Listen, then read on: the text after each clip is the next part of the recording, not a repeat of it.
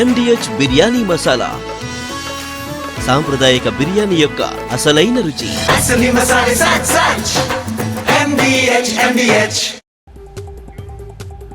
కూటమి నేతలతో CM Chandrababu teleconference నిర్వహించారు. అమరావతి రీస్టార్ట్ కార్యక్రమం విజయవంతంపై హర్షం వ్యక్తం చేశారు. మోదీ వ్యాఖ్యలు మరింత నమ్మకం నింపాయని చెప్పారు. మంత్రులు, ఎమ్మెల్యేలు, అధికారులకు చంద్రబాబు అభినందనలు తెలిపారు. ప్రజలందరి భాగస్వామ్యంతోనే సభ విజయవంతమైందని తెలిపారు. రాజధాని అభివృద్ధి తమ లక్ష్యమన్నారు. మత్స్యకారులు, తీర ప్రాంత అభివృద్ధి ప్రభుత్వ లక్ష్యమన్నారు కేంద్ర మంత్రి రామ్మోహన్ నాయుడు. బూర్జుపాడు, డొంకూరు గ్రామాలను కలిపే 2 వంతెనల నిర్మాణాలకు భూమి పూజ చేశారు. తీర ప్రాంత గ్రామాలను, బీచ్లను అభివృద్ధి చేసి సోలార్ ప్యానల్ లైటింగ్ ఏర్పాటు చేసేందుకు మత్స్య సాగరమాల కార్యక్రమాన్ని నిర్వహిస్తున్నామన్నారు రామ్మోహన్ నాయుడు. అమరావతి అంటే వైసీపీకి కడుపు మంట అన్నారు మంత్రి పార్థసారథి. అమరావతిని రాజధానిగా ప్రజలు గుర్తించారన్నారు. ఇకనైనా అమరావతిపై విషం చిమ్మడం మానుకోవాలని సూచించారు. అమరావతి రాజధానిని గత ప్రభుత్వం నిర్వీర్యం చేసిందన్నారు మంత్రి కొండపల్లి శ్రీనివాసరావు. అలాగే వేల కోట్లతోటి రాజధాని పునర్నిర్మాణానికి ప్రభుత్వం నాంది పలకడం శుభపరిణామం అన్నారు. మాజీ ఎమ్మెల్యే వల్లభనేని వంశీ జైల్లో అస్వస్థతకు గురి కావడంతో ప్రభుత్వాసుపత్రికి తీసుకొచ్చారు జైలు సిబ్బంది. వంశీ కాళ్లు వాచిపోవడంతో టెస్టులు చేసిన తర్వాత మళ్లీ జైలుకు తరలించారు. బోరుగడ్డ అనిల్ కుమార్కు బెయిల్ మంజూరైంది. చంద్రబాబు, పవన్పై అనుచిత వ్యాఖ్యల కేసులో బెయిల్ మంజూరు చేసింది అనంతపురం జిల్లా కోర్టు. అమరావతి సభలో ప్రధాని మోదీ మాటల్లో విశ్వసనీయత కనిపించలేదన్నారు సిపిఐ నేత నారాయణ. మోదీ ప్రసంగంలో ప్రత్యేక హోదా ప్రస్తావనే రాలేదన్నారు. అమరావతి రాజధాని నిర్మాణం వేగంగా జరగాలన్నదే ప్రజల కోరిక అన్నారు సిపిఐ నేత రామకృష్ణ. అమరావతికి ఆర్థిక చేయూతపై ప్రధాని మోదీ ఎలాంటి హామీ ఇవ్వలేదన్నారు. అమరావతి సభలో చంద్రబాబు, లోకేష్ అబద్ధాలు చెప్పారన్నారు మాజీ మంత్రి అంబటి. 1,00,000 కోట్లతో తీర్చిదిద్దడానికి రాష్ట్రంలో ఆర్థిక వనరులు ఉన్నాయా అని ప్రశ్నించారు. బడుగు బలహీన వర్గాలకు సీఎంఆర్ఎఫ్ అండగా నిలుస్తోంది అన్నారు ఎమ్మెల్సీ నాగబాబు. కాకినాడ జిల్లా పిఠాపురంలో లబ్ధిదారులకు సీఎంఆర్ఎఫ్ చెక్కులు పంపిణీ చేశారు. దేశవ్యాప్తంగా కుల గణనకు తొలి నుంచి డిమాండ్ చేసింది సిపిఐ అన్నారు ఆ పార్టీ నేత డి రాజా. రిజర్వేషన్ ఫలాలు అర్హులకు అందాలంటే కులగణన కీలకమన్నారు. మాజీ మంత్రి పెద్దిరెడ్డి ఇంటి దగ్గర టెన్షన్ వాతావరణం కనిపించింది. బొగ్గ మఠానికి చెందిన 14 ఎకరాల భూముల సర్వేకు వచ్చిన అధికారులను పెద్దిరెడ్డి అనుచరులు అడ్డుకున్నారు. నంద్యాల జిల్లా అహోబిలంలో బీ ట్యాక్స్ అంటూ సాగుతోన్న ప్రచారాన్ని ఖండించారు ఆళ్లగడ్డ ఎమ్మెల్యే భూమా అఖిలప్రియ. అహోబిలంలో అక్రమ కట్టడాలను కూల్చడానికి తాను సిద్ధమని చెప్పారు. విద్య కోసం ప్రభుత్వం ఏటా 21,000 కోట్లు ఖర్చు చేస్తోందన్నారు డిప్యూటీ సీఎం భట్టి విక్రమార్క. భవిష్యత్తులో దేశానికి తెలంగాణ ఇంటిగ్రేటెడ్ పాఠశాలలు ఆదర్శంగా నిలుస్తాయంటున్నారు. హన్మకొండ కలెక్టరేట్లో అధికారులతో సమీక్షించారు మంత్రులు ఉత్తమ్, పొంగులేటి, సీతక్క. నీటిపారుదల, పౌర సరఫరాలకు సంబంధించి కీలక అంశాలు చర్చించారు. దేవాదుల పెండింగ్ పనులను 2 ఏళ్లలో పూర్తి చేస్తామన్నారు మంత్రి ఉత్తమ్. ధాన్యం కొనుగోళ్లను కలెక్టర్లు పర్యవేక్షించాలని ఆదేశించారు. ఇరిగేషన్ శాఖ సమీక్షలో వ్యక్తిగత సిబ్బందితో వీడియో తీయించడంపై బీఆర్ఎస్ ఎమ్మెల్యే పల్లాపై ఆగ్రహం వ్యక్తం చేశారు కాంగ్రెస్ ఎమ్మెల్యేలు నాయిని, నాగరాజు. పేద ధనిక తేడా లేకుండా అందరూ సన్నబియ్యం తినాలన్నదే ప్రభుత్వ లక్ష్యమన్నారు మంత్రి పొన్నం. హైదరాబాదు హిమాయత్ నగర్లో సన్నబియ్యం పంపిణీ చేసి మాట్లాడారు.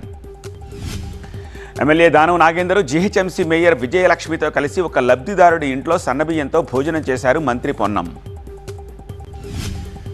హైదరాబాద్లో అంతర్జాతీయ ఏఐ స్టూడియో ప్రారంభించారు మంత్రి శ్రీధర్బాబు, దిల్రాజు. టెక్నాలజీతో ఎంతో అభివృద్ధి చెందుతోందని, ఏఐ ఆధారిత సినిమాలు రావడం గొప్ప పరిణామం అన్నారు శ్రీధర్బాబు.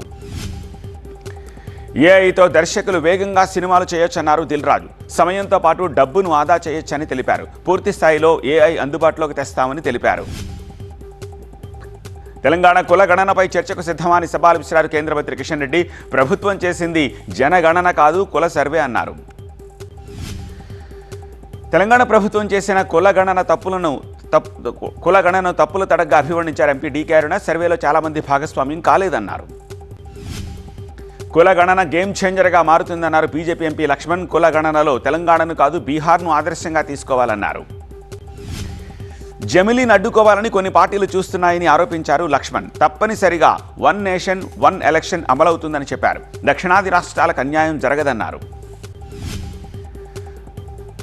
తెలంగాణ రోహింగ్యాలకు అడ్డాగా మారిందన్నారు మెదక్ ఎంపీ రఘునందన్ రావు. అన్ని మదర్సాలలో అధికారులు తనిఖీలు చేయాలని డిమాండ్ చేశారు. తెలంగాణ బీజేపీ అధ్యక్షుడిని త్వరగా నియమించాలని బీజేపీ అధిష్టానానికి విజ్ఞప్తి చేశారు రాజాసింగ్. టైంపాస్ మీటింగులతో అలసిపోయామని చెప్పారు. P4 అంటే పేదలను కొట్టి పెద్దలకు పెట్టడమేనా అని ప్రశ్నించారు మాజీ మంత్రి చెల్లుబోయిన వేణు.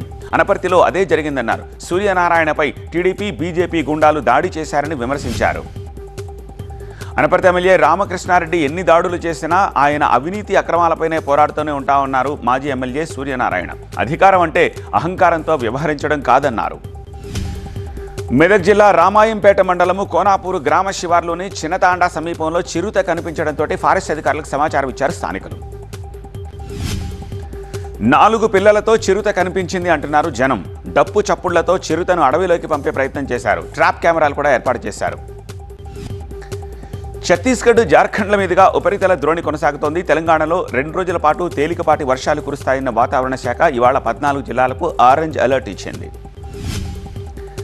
హైదరాబాద్ ఉప్పల్, కుషాయిగూడలో నిన్న సాయంత్రం నుంచి దంచి కొట్టింది వాన. భారీ వర్షంతో రోడ్లన్నీ జలమయమయ్యాయి. జనం తీవ్ర ఇబ్బందులు పడ్డారు. చర్లపల్లిలో వర్ష బీభత్సం సృష్టించింది. ఈదురుగాలులకు రైల్వే స్టేషన్లో షెడ్డు ఎగిరిపడింది. వెంటనే మరమ్మతులు చేపట్టారు రైల్వే అధికారులు. భూభారతితో రైతులకు ఎంతో మేలు జరుగుతోందన్నారు మంత్రి జూపల్లి కృష్ణారావు. వనపర్తి జిల్లా పానగల్, చిన్నంబావి మండలాల్లో భూభారతి అవగాహన కార్యక్రమాల్లో ఆయన పాల్గొన్నారు. నెల్లూరు జిల్లా వింజమూరులో డయాలసిస్ సెంటర్ని ప్రారంభించారు మంత్రి సత్యకుమార్. దీని ద్వారా 70 మంది కిడ్నీ బాధితులకు తక్షణమే చికిత్స అందించవచ్చు అన్నారు. నెల్లూరు జిల్లాలోని ప్రముఖ పుణ్యక్షేత్రం పెంచలకోన నృసింహస్వామి వార్షిక బ్రహ్మోత్సవాల ఏర్పాటును మంత్రి ఆనం పరిశీలించారు. ఈ నెల 8న ఉత్సవాలు ప్రారంభం కానున్నాయి. సత్యసాయి జిల్లా హిందూపురంలో వాసవి మాత బంగారు విగ్రహాన్ని ఏర్పాటు చేశారు. ఈ విగ్రహానికి పరిశ్రమల శాఖ మంత్రి టీజే భరత్ పూజలు చేశారు. వైసీపీ మాజీ ఎంపీ విజయసాయిరెడ్డి తిరుమలలో స్వామివారిని దర్శించుకున్నారు. శ్రీవారికి ఆయన తలనీలాలు సమర్పించుకున్నారు. వర్షాలకు తడిసిన ధాన్యాన్ని ప్రభుత్వం కొనాలని డిమాండ్ చేశారు బీఆర్ఎస్ నేతలు. వనపర్తి మార్కెట్ యార్డ్లో తడిసిన ధాన్యం పరిశీలించి రైతులతో మాట్లాడారు. మహబూబ్ నగర్ జిల్లా పిల్లలమర్రికి ఈ నెల 16న మిస్ వరల్డ్ పోటీదారులు, అతిథులు వెళ్లనున్నారు. దీంతో భద్రతా చర్యలను పరిశీలించారు ఐజీ సత్యనారాయణ. మంచిర్యాల లక్సెట్టిపేట మున్సిపాలిటీ పరిధిలో కొత్తగా నిర్మిస్తోన్న స్కూల్, హాస్పిటల్ భవనాల పనులు పరిశీలించారు ఎమ్మెల్యే ప్రేమ్ సాగర్ రావు. పెద్దారెడ్డికి మద్దతుగా మాట్లాడిన సిపిఎం జిల్లా కార్యదర్శి రాంభూపాల్ రెడ్డికి కౌంటర్ ఇచ్చారు జేసీ. మరి తనపై అక్రమ కేసులు పెట్టినప్పుడు ఎందుకు మాట్లాడలేదని చెప్పి ప్రశ్నించారు. ఆదిలాబాద్లో కళ్యాణలక్ష్మి, షాదీ ముబారక్ చెక్కులు పంచారు ఎమ్మెల్యే పాయల్ శంకర్. పెళ్లి కానుకగా ఇచ్చే డబ్బులు ప్రభుత్వం త్వరగా అందించాలని కోరారు. టీచర్ ఉద్యోగాల విషయంలో గిరిజన సంఘాలు చేస్తోన్న ఆందోళన విరమించారు. అల్లూరు జిల్లా పాడేరు తలారి సింగిలో రోడ్డుపైనే వారితో మాట్లాడారు కలెక్టర్. సమస్య పరిష్కరిస్తామన్నారు. ఇందిరమ్మ ఇళ్ల జాబితాలో అవకతవకలు జరిగాయని ఆరోపిస్తూ భద్రాద్రి కొత్తగూడెం జిల్లా చూలూరుపాడు, బేతళపాడు గ్రామంలో మహిళలు, యువకులు వాటర్ ట్యాంక్ ఎక్కి నిరసనకు దిగారు. శ్రీకాకుళం జిల్లా గారలో వంశధార నది నుంచి ఇసుక అక్రమ తవ్వకాలు ఆపాలని డిమాండ్ చేస్తూ వైసీపీ నాయకులు తహసీల్దార్కు వినతిపత్రం సమర్పించారు. కడప జిల్లా బాకరాపేట చెక్పోస్ట్ దగ్గర క్యాబేజీ లోడుతో వెళుతోన్న లారీలో 2 కోట్ల విలువ చేసే ఎర్రచందనం దొరికింది. పోలీసులను చూసి నిందితులు పరారయ్యారు. కృష్ణా జిల్లా ఉయ్యూరు మార్కెట్లో ఒక హోటల్ ముందు పార్క్ చేసిన స్కూటీ నుంచి 1.5 లక్షల క్యాష్ కొట్టేశాడు దుండగుడు. ఆ దృశ్యాలు సీసీటీవీలో రికార్డయ్యాయి. ఆసిఫాబాద్ జిల్లా కాగజ్ నగర్లోని పంచముఖి హనుమాన్ మందిరంలో దుండగులు చోరీకి పాల్పడ్డారు. వెండి కిరీటం, ఆభరణాలు ఎత్తుకెళ్లారు. దువ్వాడలో యోగేంద్రబాబు, లక్ష్మీ దంపతుల దారుణ హత్య కేసులో నిందితులు ప్రసన్న కుమార్ మిశ్రాను పోలీసులు అరెస్ట్ చేశారు. దీన్ని మర్డర్ ఫర్ గెయిన్గా తేల్చారు. సికింద్రాబాద్ వారసిగూడలో 2 లెవెల్ బోర్డున్న ఒక ఇంట్లోకి వెళ్లి దోపిడీకి పాల్పడ్డారు దుండగులు. ఒంటరి మహిళపై దాడి చేసి నగదు ఎత్తుకెళ్లారు.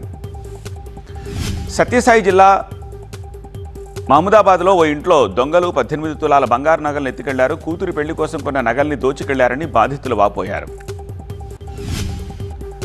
హైదరాబాద్ కాచిగూడలో ఓ ఇంట్లో గత నెల 21న కేజీ బంగారం, 50 లక్షల నగదు చోరీ చేసింది నేపాల్ గ్యాంగేనని నిర్ధారణకు వచ్చారు పోలీసులు. భారత పర్యటనకు వచ్చిన అంగోలా అధ్యక్షుడికి రాష్ట్రపతి భవన్లో ఘన స్వాగతం లభించింది. త్రివిధ దళాల గౌరవ వందనాన్ని స్వీకరించాక ప్రధాని మోదీతో ద్వైపాక్షిక సంబంధాలపై చర్చించారు. రాజధర్మాన్ని పాటించడంలో ప్రధాని మోదీ విఫలమయ్యారని కాంగ్రెస్ అధ్యక్షుడు మల్లికార్జున ఖర్గే ఆరోపించారు. మణిపూర్ను 2 ఏళ్లైనా ప్రధాని సందర్శించకపోవడాన్ని తప్పుపట్టారు. మణిపూర్లో అశాంతి పెచ్చరిల్లి 2 ఏళ్లైన సందర్భంగా శాంతి వెల్లివిరియాలని కోరుతూ రాజధాని ఇంపాల్లో భారీ కార్యక్రమం నిర్వహించారు.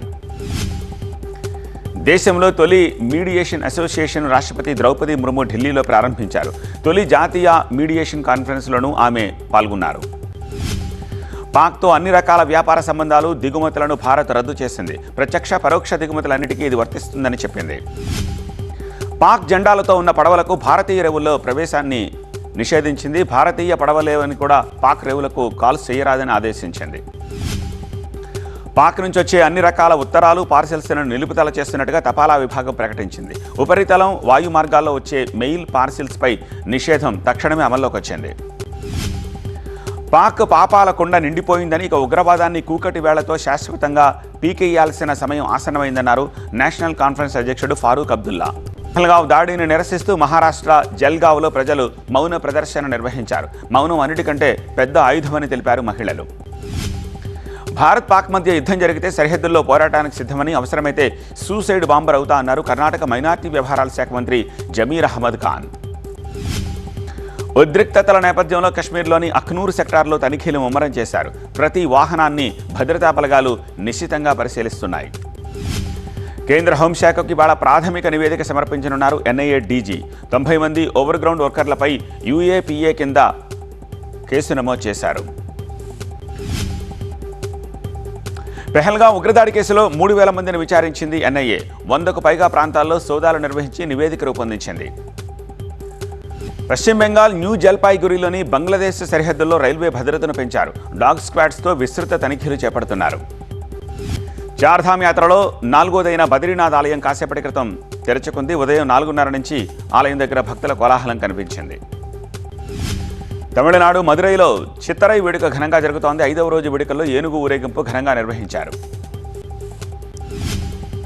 తమిళనాడు పర్యటనలో ఉన్న కేంద్ర మంత్రి, బీజేపీ జాతీయ అధ్యక్షుడు జగత్ ప్రకాష్ నడ్డా వెలూరులోని గోల్డెన్ టెంపుల్ని సందర్శించారు. గుజరాత్లోని జునాగఢ్లో ట్రెక్కింగ్కి వెళ్లిన విద్యార్థులపై తేనెటీగలు దాడి చేశాయి. గాయపడ్డ 26 మంది విద్యార్థులకు ఆసుపత్రిలో చికిత్స అందిస్తున్నారు. బోరుబావిలో పడిన పిల్లల్ని రక్షించేందుకు కోయంబత్తూరుకు చెందిన ఒక వ్యక్తి ఒక సులభమైన విధానాన్ని కనిపెట్టారు. దాన్ని అక్కడ ఫైర్ సిబ్బంది పరీక్షించారు.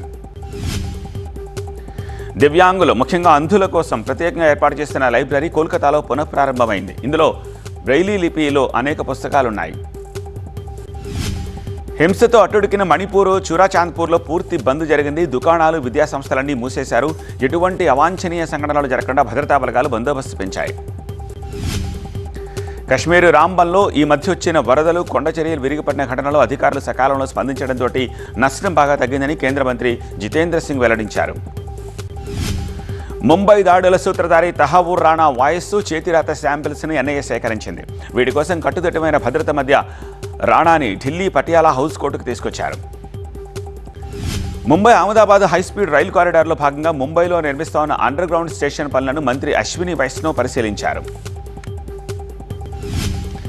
వచ్చే ఏడాది జరిగే ఎన్నికల్లో అనుసరించాల్సిన వ్యూహాన్ని చర్చించేందుకు డీఎంకే చెన్నైలో సమావేశమైంది. జూన్ 1న పార్టీ కౌన్సిల్ భేటీని మదురైలో జరపాలని నిర్ణయించారు. చైనాపై థ్రిల్లింగ్ విక్టరీ సాధించింది బెంగళూరు. చివరి వరకు ఉత్కంఠగా సాగిన పోరులో చివరకు 2 పరుగుల తేడాతో గెలిచింది. ప్లే ఆఫ్ బెర్త్ను ఖాయం చేసుకుంది రాయల్ ఛాలెంజర్స్ బెంగళూరు. ఇప్పటివరకు 11 మ్యాచ్లు ఆడి 8 విజయాలు సాధించింది. పాయింట్ల పట్టికలో అగ్రస్థానానికి చేరింది.